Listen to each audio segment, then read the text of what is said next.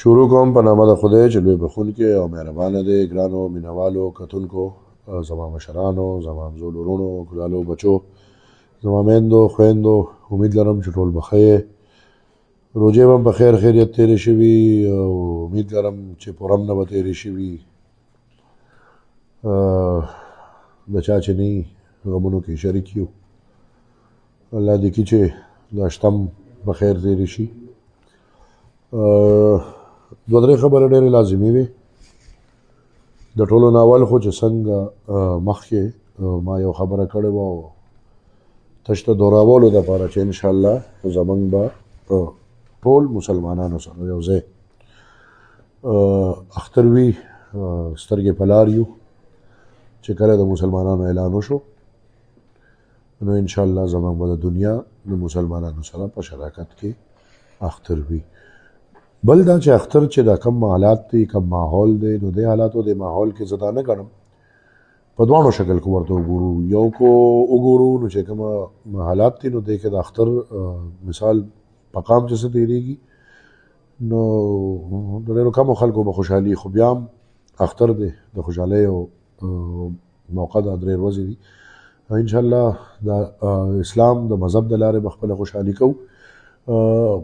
زه دا ګڼم چې کوم حالات دي د حالاتو تقاضا دا ده چې موږ د دې وخت او د حالاتو کې د ځان ډېر خیال وساتو، د ځان سره سره د خپل ارد ګرد خلکو ډېر خیال وساتو، د خپل ورکر ډېر خیال وساتو، د خپلو ملګرو، د خپلو همسایو د ټولو ډېر خیال وساتو. د هغې لپاره زه دا لازم ګڼم چې زه د عوامي نیشنل پارټۍ ټولو مشرانو ته، دا خاص طور د اعلان د مشرانو لپاره دی چې هغوی ته دا اعلان وکړم چې دې ځل بالکل هجومونه جوړ نه کړي، دې ځل بالکل په حجرو کې غویمې او دا ځکه چې حالات ډېر خراب دي او د حالاتو تقاضا دا ده چې ځان وساتئ، د ځان خیال وکړئ، ځان ته ډېر زیات خیال وکړئ.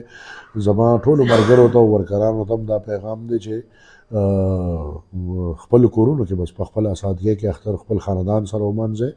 او دې ځل څوک هم په ګڼو کې او په حجرو کې د دې لپاره کېناستل دا زما په خیال حالات دا تقاضا کوي چې څونه موجوده لیډرشپ دی، ایم پی ایز دي یا تنظیمي خلک دی یا څونه چې الیکټیبلز دی د پارټۍ ملګري، هغوی دې دې ځل د هجومونه ځان وساتي. او څو پورې چې زما خبره ده نو انشاءالله زما ملګرو زه به د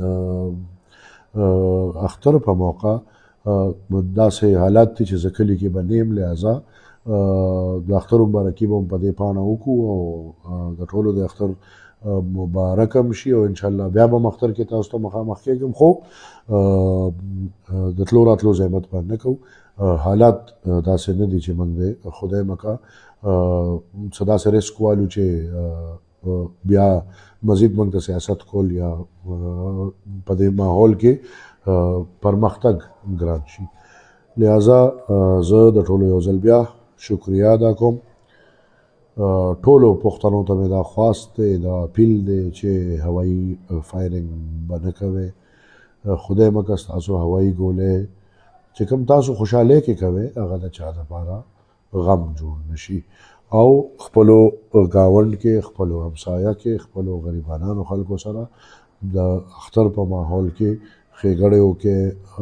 کوشش وکړئ چې هغه خلک چې څوک بېوسه دي هغوی سره د اختر کې ودرېږئ. او د خپل قام دپاره په آخره به دا سوال کوم ټولو ته چې دعا وکړئ چې الله دې زموږ په خاوره امن راولي، الله دې د پښتنو په هر کور کې امن راولي، الله دې موږ د غمونو نه وساتي او الله دې پښتنو له دا شعور ورکړي چې په خپل ښه او په خپل بد پیشي، په خپل سبا او په خپل بېګا پیشي. ډېره مهرباني.